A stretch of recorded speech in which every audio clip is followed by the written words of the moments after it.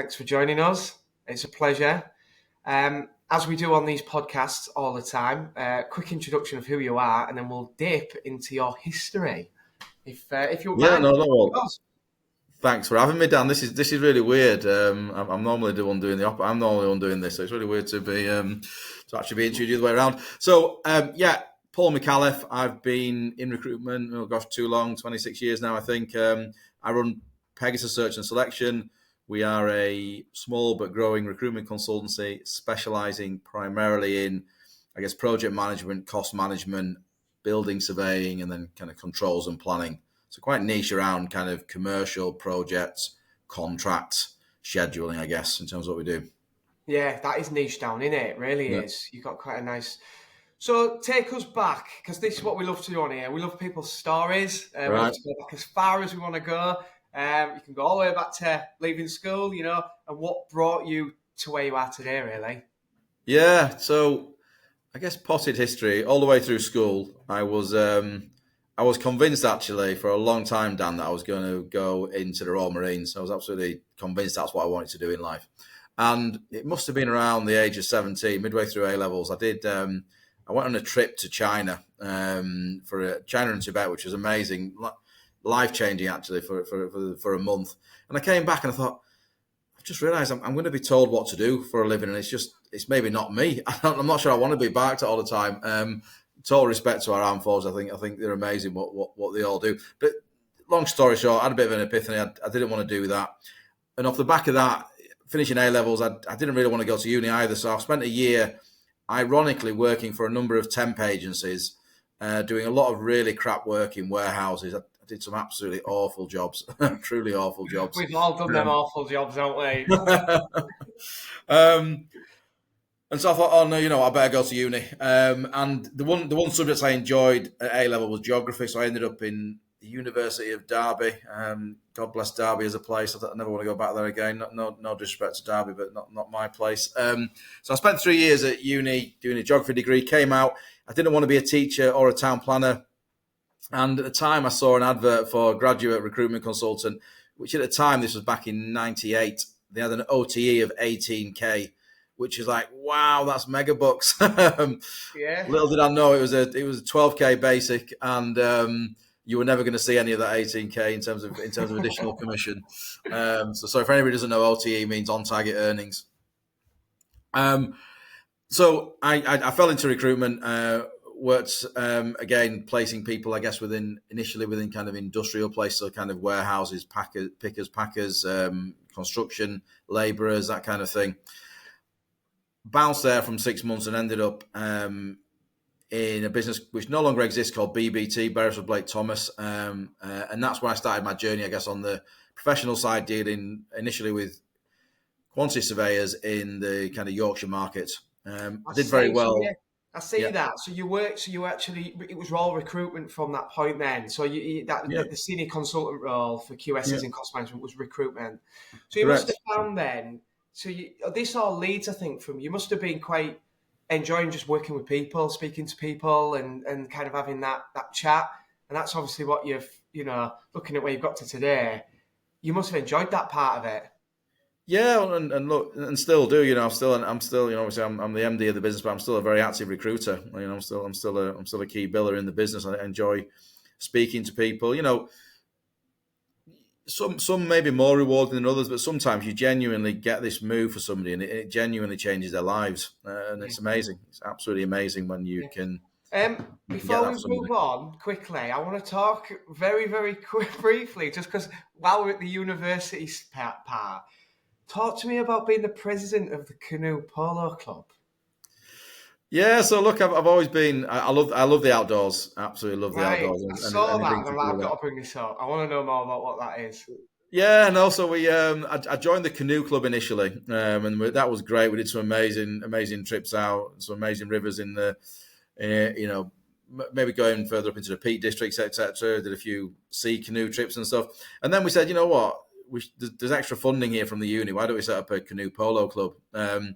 And so I put my hand up for it. I said, yeah, look, I'll be president. Let's do it. And yeah, we went on a journey. We we were absolutely atrocious. Bear in mind, in the East Mid, you've got things like Nottingham Uni, you've got Loughborough Uni, which are some of the biggest universities when it comes to kind of sports and that kind of thing. So we were in a league with them, and originally we were terrible. We kept on getting absolutely trashed, but we got better.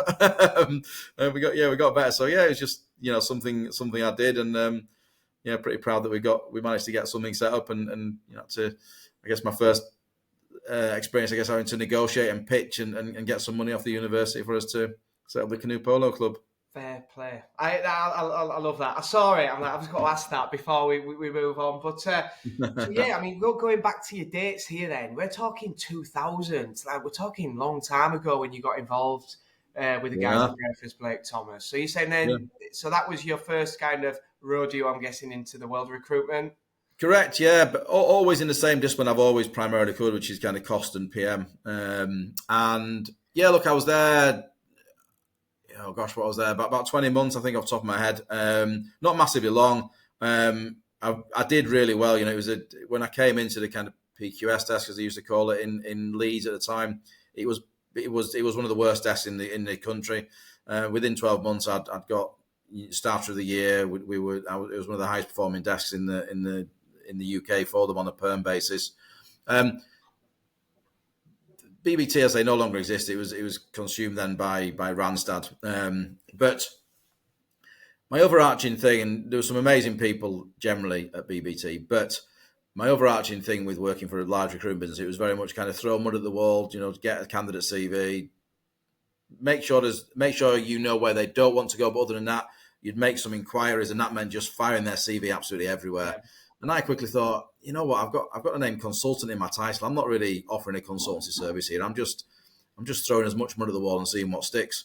And so at the age of 24, I was pretty ballsy and said, nah, I can do better. So I'm going to set up my own business. And that's when I launched in May 21. I set up Jigsaw Search and Selection, which was my first business before Pegasus. Your baby. Oh, wow. Yeah, big move. 24 then. Yeah. 24. That is, do you know what? Fair play on that. It takes some nerve to do it, and I think that doing that at 24 years old. But looking at it, you had success. It was there a long time. You can talk us through that journey. So this is you going, I can do a better job, set up on my own. Was it just you then moving into this? Myself and one other, actually, a bizarre story. Talk about me caring about my candidates. I placed a guy. He may or may not be listening to this at some point, but I placed a guy called Chris Jude, who was a building surveyor, and he was from Newcastle, but he wanted a job in Leeds. Moved down to Leeds. We struck good rapport, and he had nowhere to live. I had a spare room in my house, and he moved in with me as a kind of housemate. We quickly became good mates, and as part of setting up Jigsaw, he said, "Well, that's fine. Well, let's do it. Let's set it up together." So we set it up. Chris, in the end, realised about a year in that he really loved being a building surveyor. So he went back off and did his own thing. Went back to building surveying, but that's how it started. Quickly, another friend of mine joined us within the first year, called James, and it was ultimately myself and James who ran the business for until its demise, which I'll come on to. And we did really well, Dan. We grew the business. We got up to kind of 40 heads. If you'd have asked us in 2007 how it was going, I would have just said up, up, up. The market was just going one way. It was going to be absolutely awesome.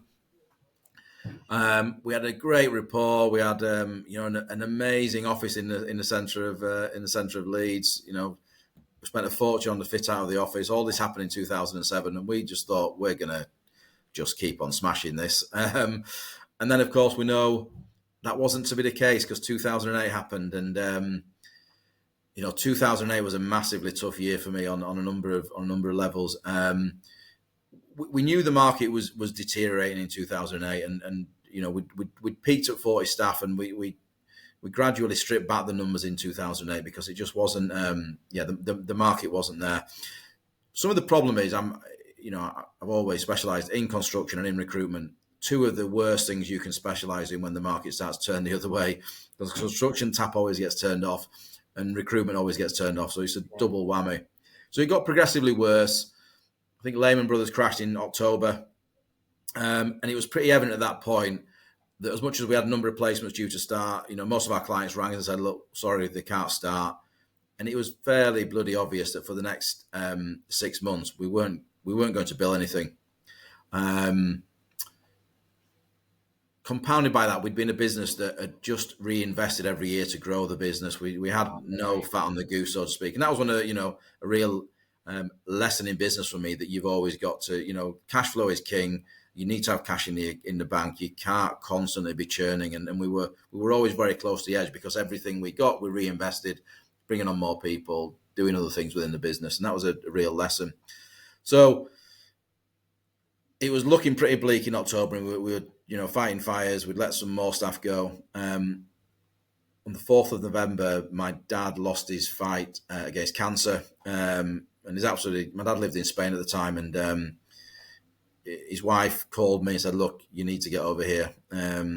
We landed in Madrid, where he lived, rang, and we'd literally missed him. We missed him. He died before me and my sister got to him. Nightmare. All this happening. All of it happening. So I had that. My dad was just a massive part of my life. He was why I went into business. Amazing individual. And then 15th of December, I had to sit in front of my remaining staff and tell them I couldn't pay them for Christmas, that we had to liquidate the business. Because literally we just had no income coming in, and we were a perm recruitment business. So yeah, just a really dark time in my life, and it took me. Thank God I had my first daughter Lucy at that point, and she was still only a baby, and she kind of got me through it in some ways. Yeah, do you know what? With all this happening, you see a lot of journeys, you see a lot of people's journeys and how they can be. If anything, you can say, you're obviously a clever guy. This is all in the past and stuff, but you know that these experiences strengthen you, and it gives you resilience, doesn't it? And you could look back then, you were building something so special. You didn't do anything wrong. In hindsight, yes, but actually that isn't how life works. Life works through experiences.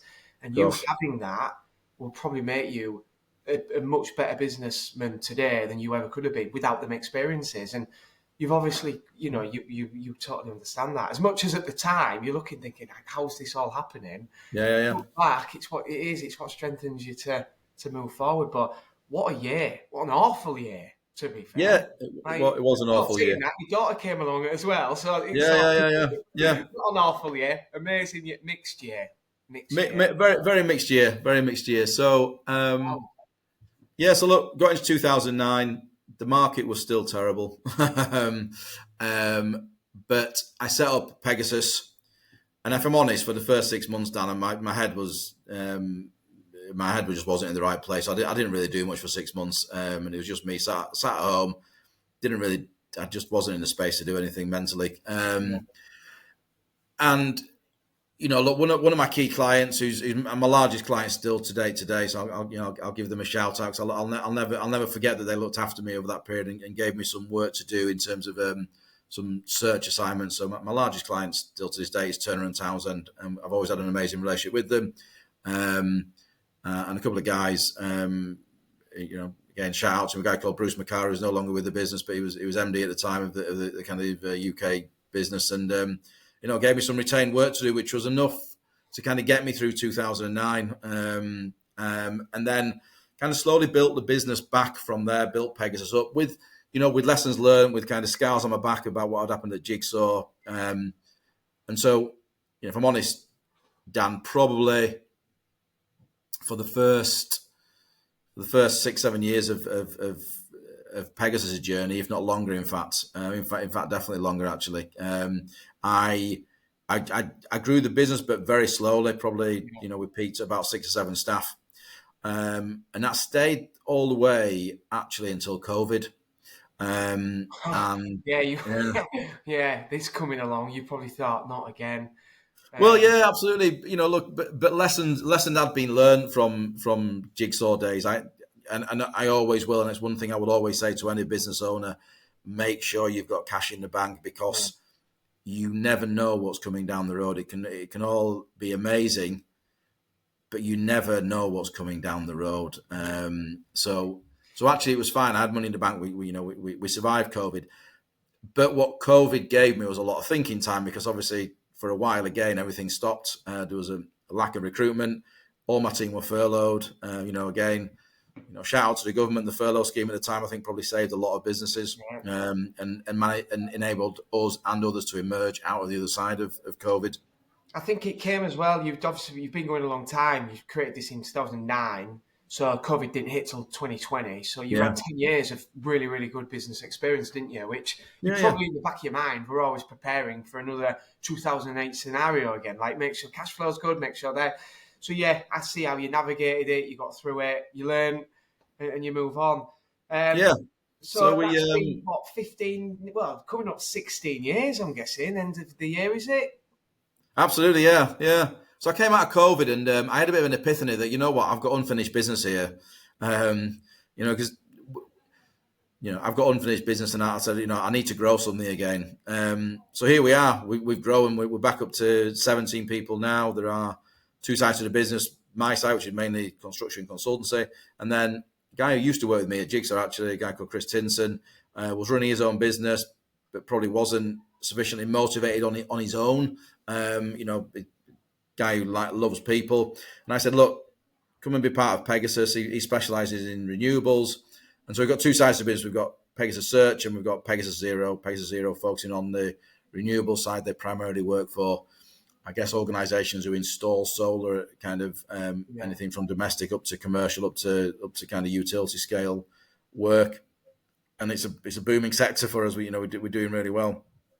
Allied to that, the construction consultancy side of the business is doing really well as well. So, we're back up to 17 staff, actively recruiting for more. We'll do it in a sustained manner and make sure we get the right people on board, the right characters, people who want to help us grow. It's and we sat with I don't want to keep on sounding like a stuck record, but if one thing I want to get across to people, and obviously we sadly see so many insolvencies, don't we, in the construction space, particularly with contractors, that cash is king. If you do not have cash in your bank, then you are always at the whim of clients not paying you, of the market turning, and it can be out of your control if you're literally month to month on a cash flow basis. It's not a good place to be. So you're absolutely right. It's one thing you need to know running a business every morning. How much cash we got in the bank? Can we survive another? And 100%. Absolutely right. So during this journey then, 15 years, coming up 16 years, you actually created Pegasus Radio. So this must be something, I did have a look at it, a bit of a podcast type thing going on there. I haven't seen it, I'll be honest. I've only seen it because I started to look at, the work you've done. So what was that, and what was the reason that was created? Yeah, so look, I love reading. I love learning. I love podcasts myself. A guy I think is an amazing character, and actually, really, when you look at a lot of the other people who are big kind of influencers, business gurus, whatever you may call it, on social media, there's a guy who really, he's probably the godfather of all. This guy called Gary Vaynerchuk. And look, I still consume his stuff to this day. I think he's a great character. He's got some, it's obviously. He's a bit of a brash American. Some people don't like that, but I think he talks a lot of sense. And look, years ago, he convinced me that you need to be on social media. So for me, that social media really was LinkedIn. And I committed, right, I'm going to post every day this was maybe October 2017. Right. Started posting every day on LinkedIn. My kind of follower and traction grew on LinkedIn quite significantly. And then 2019, I thought, you know what? The next thing is I keep on listening to his podcast. I'm going to set up a podcast. Set up a podcast. It's a combination of me giving career advice and then also interviewing generally founders or owners of consultancy businesses. There's 200 plus episodes now, Dan. So I've been doing this a while. Yeah, I'm giving applause on that. That is commitment. Do you know, I was reading a stat about podcasts that only 1% ever make it to 20 episodes. 1%. Wow. So, because they all fell off, you get to 10 episodes in, 11, it's, trying to get guests on in the early days is really tricky. It's a full-time job. Like, do you want to come on? Do you want to come on? But when you start getting the traction, it starts rolling. So 200. I'm impressed. I'm absolutely impressed with that. Fair play. Yeah, no, and I'll be honest. Actually, to be completely blunt with you, it's been so busy over the last few months. It's one thing that slipped a little bit, so we need to get back on it. So, Well, hopefully this is the inspiration to go, do you know 100%, what? I've been on 100%. with Dan. I need to get mine back up and running again. Yeah, no, I 100%. The reason I created this was to have conversations, to share best Mm, practice within the world of construction, and I yeah, thought the best way to do that is through genuinely a podcast. And by creating a podcast, I get to meet all these amazing people that work in the construction industry because our paths wouldn't usually cross. You yeah, know, yeah, I've yeah. seen what you've done on LinkedIn. So actually, everything you've learned and said and done puts you in this position today, which is sat with me talking on here. And I'm like, so I'm a huge advocate of social media. I'm on it pretty much, well, every other day, Mm, building personal brands, and everything like that, and helping my business. The Charles Garth with Lee McCardle, helping, as a chartered building surveyor. I'm mm. pretty much that side of it. So I'm like, let's just go talk to everybody. How do you do that? Through a podcast. So yeah, you're absolutely right. So that's going well then. What channels is that podcast on?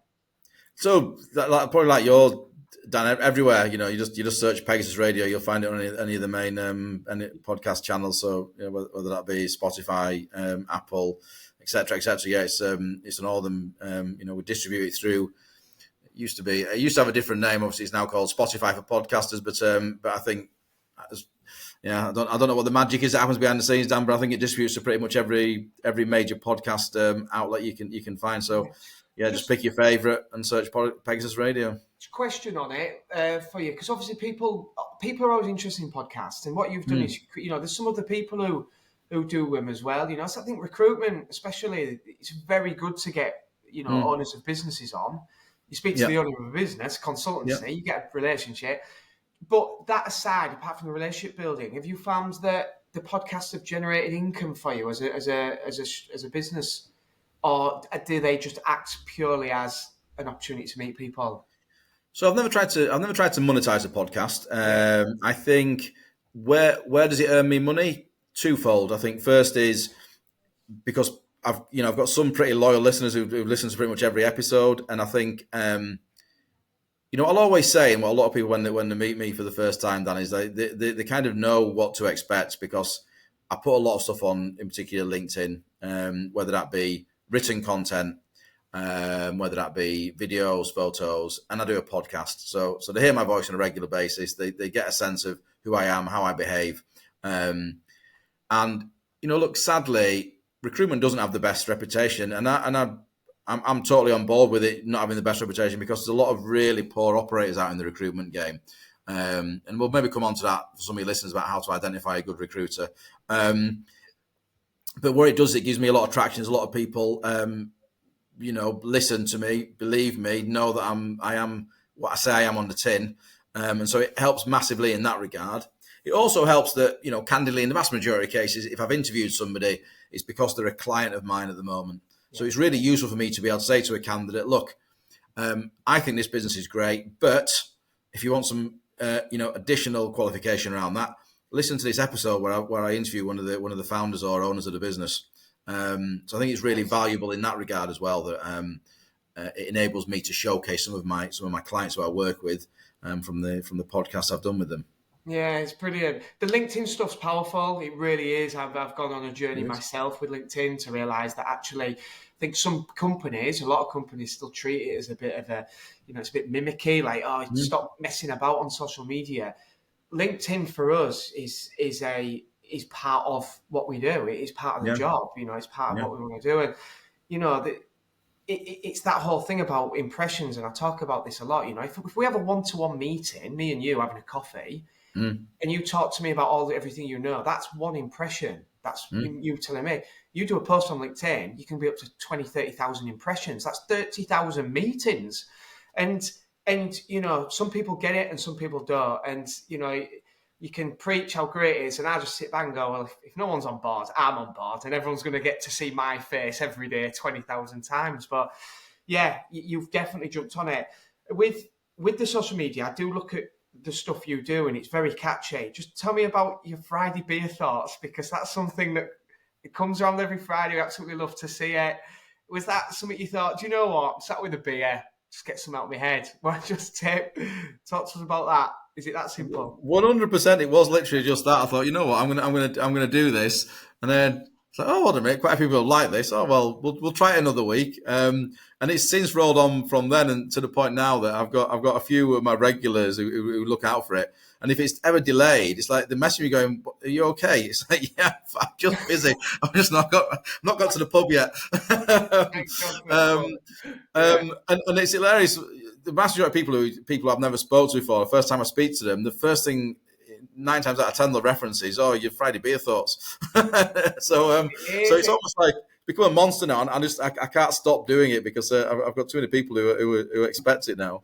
It does. It's brilliant. It's little things that I put fair play to doing that. But I do want to talk to you about recruitment. That was one of the reasons I want to get you on here. I've worked in Yeah. construction for 20 plus years now. Always involved within recruitment. I've had some very very bad recruiters that I've worked for. I've had some very Mm. very good ones that I've worked for. Mm. Like you say, you get the ones that just fire your CV about. Found you a job. Do you want to go do it? Um, you've obviously been in it a long time, which means you Mm. enjoy it. Mm. But have you seen it change in your time? Like people seem to be getting a bit wiser to recruitment nowadays, or is it always as it has been, and you've just got a few that are like leveling up the game a little bit and being a bit more savvy about it? Well, Just look, I'd start by saying my advice to any kind of young recruiter joining the industry. Actually, some of the basics have not changed. Be a decent human being. Do a good job. Be a bit of a geek. Really learn your sector. Do right by people. And actually, I think that is a much more a commercially savvy function to do. If that's what you do, and you make sure you're decent. I've got certain golden rules. Like my clients will never find me speaking to their people. It's very black and white. If you're a client of mine, you've got my loyalty. If you're not a client of mine, then unfortunately you're fair game. That's just what. But that for me is ethically much better than a lot of organisations, a lot of recruiters out there who unfortunately live in a really kind of murky shade of grey where they'll work for a company and they'll also be speaking to their people, which I think ethically is a line that I don't believe you should cross. yeah, And I think that's the right thing to do. So I think some of the fundamentals haven't changed with recruitment. I think, unfortunately, recruitment gets a bad name because you've got a lot of individuals like that who will do anything to make a fee. I'd like to believe genuinely that every person I place does feel that I've genuinely placed them for the right reason. I've not missold them about an opportunity.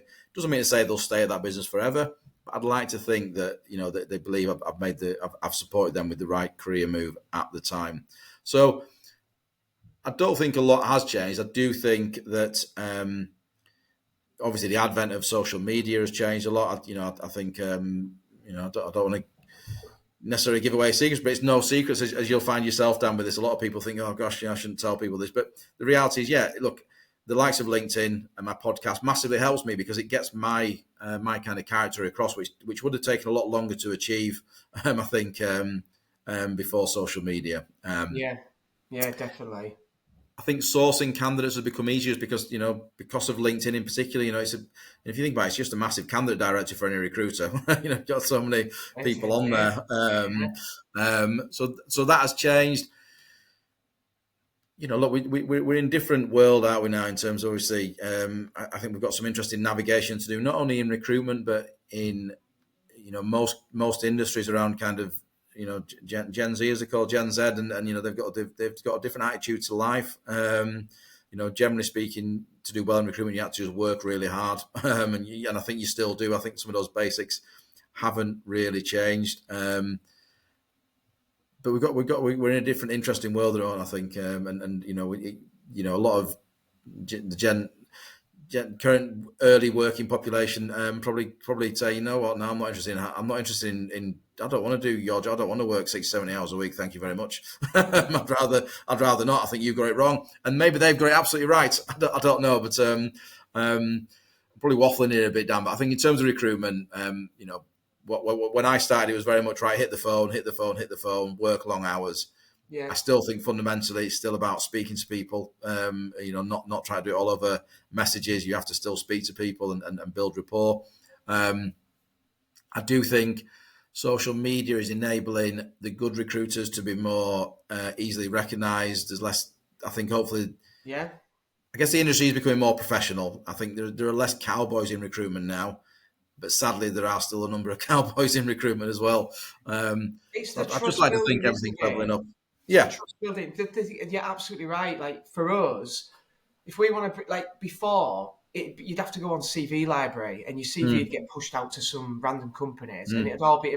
Now I can build a personal relationship with you. Like everything you're doing, mm, I get to see how you are, I get to see how you operate. Everything you've built that already. So mm, yeah, you're absolutely right. I think in today's world, it's easier to stand out as a better recruiter because if you've got all the good if you've got all the good qualities and good ethics, you can mm. showcase that. You don't need to convince anyone over the phone how great you are, you know. And I think you're absolutely right. LinkedIn is funny, isn't it? That you can literally get in touch with anybody with no paywall. That I think Mm, that is something that will come later down the line. You can reach mm, out to anybody at any level. I could reach out to the CEO of Nestle and just drop them a direct message. Like that doesn't mm. happen anywhere else in the world. Whereas from a recruiter's point of view, it is, it's game on, Precisely, isn't it's an amazing platform. I do think, unfortunately, though, it's also made a lot of recruiters lazy it? Oh because they yeah, think I can just spam a load of people, and I'll go for a numbers game. I'll wait until some respond. Um, yeah, um, you know, yeah. Look, I'll say to all junior recruiters starting the game, don't be afraid of the phone. It's still your best friend. Absolutely use the likes of LinkedIn as an initial outreach to people. But just be decent. If any recruiter is listening to this and your boss is telling you to be a bit of a shyster, telling you to kind of go behind companies' backs, telling you to sell the dream to a candidate to work for a really poor company, don't do it because actually, whilst it may make you short-term fees, long-term it will damage your reputation. And like any profession, Dan, your reputation is absolutely everything.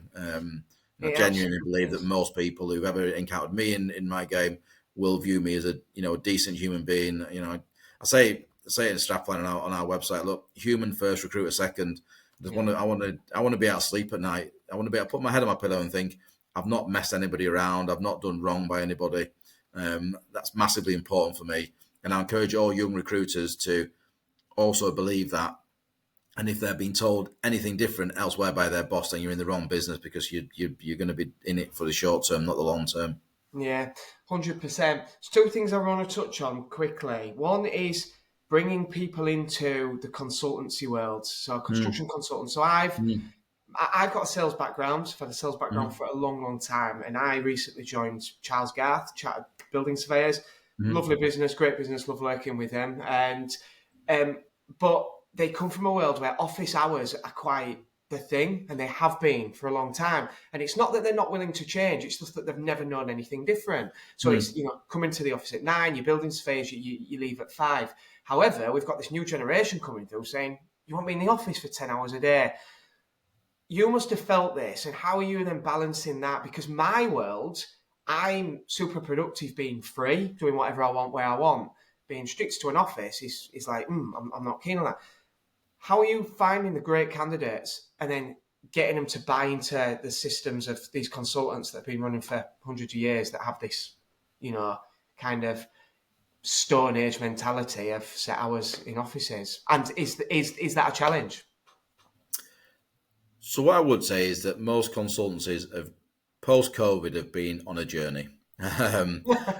Um, I would say the vast majority of my clients now have a 3-2 day split. So 3 days in the office, 2 days at home. I would say that's becoming fairly universal. There are a few who are kind of 4 days in the office, 1 day at home.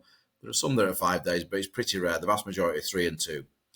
I think where I actually don't think people necessarily do not want to be in the office. I think sometimes, certainly, let's say if you're a parent, for example, it's having that bit more flexibility that, well, you know what, it's okay for you to be in at 9:30 if you want to do the school run before you come into the office. It's giving that bit more flex. Not necessarily about being in the office or not being in the office. It's about saying, look, I just want it to work around my life. So if I have to, you know, I don't know, let's say you're a parent and you've got a partner and you do the morning drop off, your partner does the evening pickup, wherever it may be, or after school pickup. I think some individuals want that degree of flexibility, um, I would say generally, certainly most of my clients have been on a journey, and I think generally that it's more of a kind of 3 2 day split, sometimes even more relaxed than that. I do think, Dan, though, I guess I'm quite opinionated on this subject because I do think equally, I look at some organisations who've given complete flexibility. So, work anywhere, anytime, where you like. I think some of those organisations are now losing their culture because because people, other than collecting a paycheck, very rarely see their line manager. They very rarely see their colleagues. They perhaps are not building cultural ties to the business. So I think some of those businesses actually that were completely off the charts, will give you as much flexibility as you want, and now realizing they're starting to suffer. And interestingly, what you are seeing is, I think we're actually seeing more of a reversal where companies are trying to encourage their people back into the office more regularly because they're realizing, I guess, three things that are hurting. I don't think companies are worried about people willing or doing the work when they're at home. I think the things that they're realizing is it's degrading our culture, or our culture is not as clear. It's difficult to collaborate. Sometimes easier if if you sat around a table with somebody, or you hear somebody in earshot of you and they're talking to a client. Sometimes you go, "Oh, I'd have done this, or I'd have said that," or "Oh, by the way, we're working with them here." And lastly, training young people. It's very difficult if you're somebody who's kind of an apprentice building surveyor, quantity surveyor, building surveyor, PM, whatever, and you're not there. Most individuals in the industry learn by osmosis over the years. They learn by being sat next to a really good senior, listening to what they say, repeating what they say, doing what they say, and that's how they learn their game. It's very difficult to train young people if you don't have face time with them, in my opinion. So, I guess in conclusion, I think companies need to continue with this degree of flexibility, both in terms of maybe not having 5 days in the office, but more about start and finish time. So it's not set in stone that you have to be rigidly in at 9, rigidly in until 5 o'clock. Does it make a difference whether somebody comes in at 9:30 or leaves at 4? If you're a professional, you're going to get your job done fundamentally. Yeah. However, I do also, as a warning to people who regularly get asked by people, can I work fully remotely? No, there's not that many companies, unfortunately, doing that. Not in the construction game, just because apart from anything else, you've got to be on site, you've got to go see your sites, all that kind of stuff. But if you are completely remote, just bear in mind that you are out of sight, out of mind of your senior leadership. You are not building the relationships that somebody else may be building with those individuals. So do not be surprised if it adversely affects your career opportunities, is what I would say. So, Really, take a really, balance. no, it's really, really good insights to get, and I appreciate you giving that, because it is it's a challenge, isn't it? And it's driven now through things like opportunities outside of building surveying, where people can now work from home. I posted this the other week. People are making literally money doing hobbies on TikTok. And I know it sounds all a bit pie in the sky stuff to a lot of people. We're professional services, but you look now what opportunities technology gives. The whole idea of going into offices just gives people major I just don't want to do that. So they go find a different type of path of career that they can do. So yeah, I just think that back in the day, we didn't have the opportunities that we've got today, which is incredible. But I really appreciate your input on that. Second thing is putting salaries on on the job. This gets bandied about all over the place. I see people put your salary on, tell them how much they're earning. Others are like, we want to speak to them, etc. What's your thoughts on showing salary on jobs?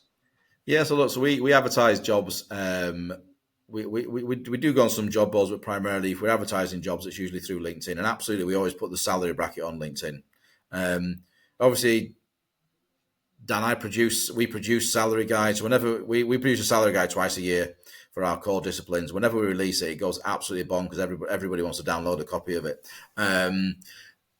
Look, I don't see any harm. I don't see any harm personally in putting salaries on there. I think it's I think at least people know the ballpark that they're on. I think equally there's a growing what's the word? There's a kind of growing kind of view or advice in the market about not telling potential employers what you're earning. Look, for me, my advice to that is, look, the reality is there's so much variance. And I think until companies meet you sometimes, they what they do have to do, and maybe where some of the pushback comes from what you're saying on this, Dan, is that what they do need to do is benchmark you against others. So, for example, there can be we're talking about building surveyors, for argument's sake, 2 building surveyors with the same number of years experience, both MRICS, there can be a vast difference in the capability of the individual. So you may have 2 individuals, both chartered, both 5 years experience. One, frankly, might be worth more money than the other because they're just better. Yeah. They're on the verge of going up to senior, or maybe they're a senior and you can tell they're on they will go up to associate and there will be a future leader in the industry, versus another one who wants to stay in their lane, do a figurative 9 to 5 and just wants to be a building surveyor. There's a completely different level of value to those 2 individuals. So you can't always say that just because 2 individuals have the same qualifications, same number of years experience, that they're worth the same money in the market. It's not the case. That's the reality. It's just not the case. So there always has to be some degree of flex. And I think it's what would be daft to put on a job advert is, let's say we want to hire a newly chartered building surveyor in Leeds and we want to pay them £42,000. That may be dangerous because you've been very prescriptive then on the number. Yeah. Because as I said before, 2 individuals, there may be a vast distance in their ability and where they're heading in the industry. So actually, you may interview one individual and you think, you know what, they're only worth 40,000. You may interview another one and go, bloody hell, they're worth 50,000. So I think you should put salaries on, and I think equally, individuals going to interview shouldn't be shy about saying what their salary is and also where their expectations lie. So everyone's clear that they're assessing on that base of that salary. Yeah. But I do think everyone should work to a range because you shouldn't be so prescriptive that it's a set figure because 2 individuals have got different value in the market.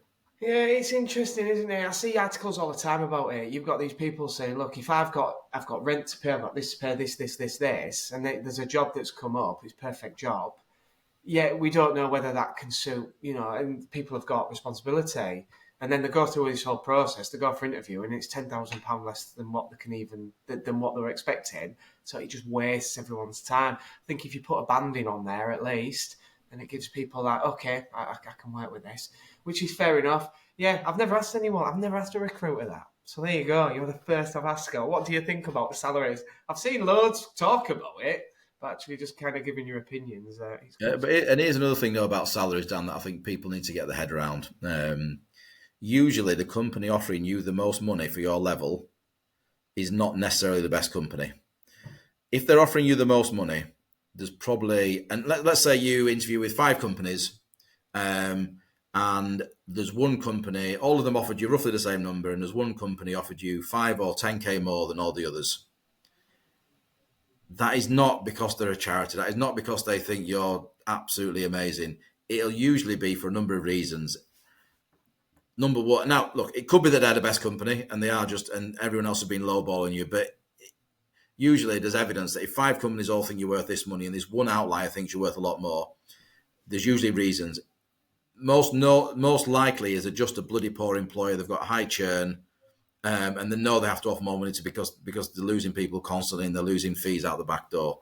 Number 2 is they're probably quite a flat structure and there's very limited opportunity for you to kind of go up through the ranks. Yeah, is often another case. Or number 3, they're kind of reacting because they're in a really shit place and they've got to recruit really, really quickly. Sorry, Dan, I don't know if I can swear on the podcast, but no, it's half, mate. It's all good. No children. So just be careful. What I always say to people is, if you're going to take a job, take the one where you think medium to long term is the best opportunity for you. And if you're at all somebody who's ambitious and wants to push on, then you need to be confident it's a business that is going to grow, that has got enough headcount that you've got a ladder to climb up, that you're not joining something that's very top heavy. So let's say you look at a business, they are there's 20 in the office. There might be a national business or a regional business, but let's say there's 20 in the office. You're going as a senior building surveyor. You look at that, right? What are the numbers? Okay, so they've got 5 directors and 5 associates already in the business. Right, okay, so just doing the rough maths, most consultancies work to a rough template of kind of one director is roughly kind of 10 employees. They'll usually have 2 associates below them managing roughly 5 each.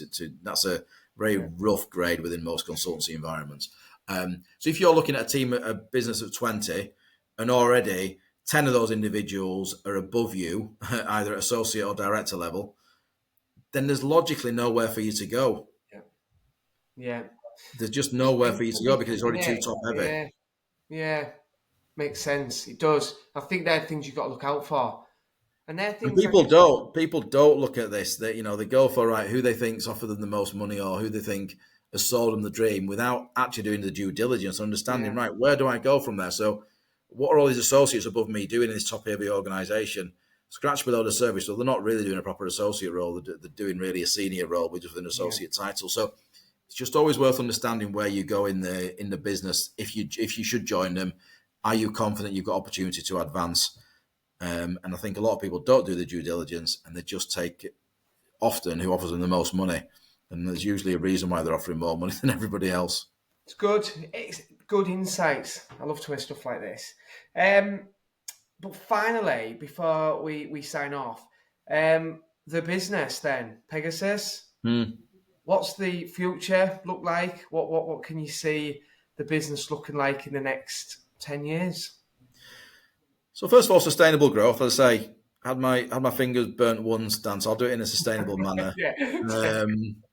Look, what I would say is we're in a great sector now. Probably to give a wider insight into the industry. One thing that's a problem for the industry, whether you're looking at building surveyors, quantity surveyors, project managers, bricklayers, joiners, plumbers, electricians, we've got a worsening skill shortage in the industry. We really have, and it's getting worse. We've got a number of the best tradesmen are about to retire. They're not passing down their skills enough. We've got real issue at the trades level, but we've equally got a real issue at the kind of, I hate saying the professional level. Don't any trade person listening, you're a professional as well, but to keep it simple, trades and professional, we've got an issue. There's not enough people in the industry fundamentally, and it's a real challenge, I think, for the construction and property sectors. We've got to do more to get more young people into the industry. But as a recruiter in that space, and also if you're a professional in that space already, my God, you're in for a golden era because there's not enough of you in the market, and so your salaries will keep going up. Equally, as a recruiter in this space, we're in a really solid place because demand, even if we have a recession, will never dip again. I don't think. I think there'll always be job opportunities for good people out there. Yeah. So we're in a great place, and the other side of our business, renewables, is also in a great place. So we'll keep growing, Dan. But when I find the right people, a lot of that growth will be international because we did a third of our turnover in the US last year, nice. all from Leeds. But the plan will be to do more international as we grow further.